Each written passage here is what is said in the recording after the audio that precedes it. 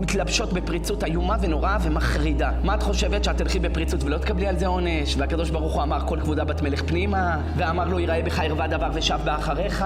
מה תרוויחי שיסתכלו עלייך? הרי גם השטן מסתכל עלייך, גם הסמ"ם מסתכל, כיתות של מלאכי חבלה הולכות אחריה. כמה זה חמור, אם היא הייתה מבינה מה הולך לקרות לה בגלל זה. למה אני מפחיד אתכם סתם? אני עושה הפחדות? כל מה שאני מדבר, הכל זה מדברי רבותינו הפוסקים, אני לא ממציא שום דבר משלי. אם יש לי חידושים, אני אומר נראה לי, לא נראה לי. אתם מכירים את הסגנון של הדיבור כבר. אתה יודע מה חז"ל מדברים עליה, איזה פריצות, מה היא הולכת? רק הולכת בגילוי ראש, זה כבר פריצות. הזוהר כותב עליה, אני לא מדבר על חשופה פה.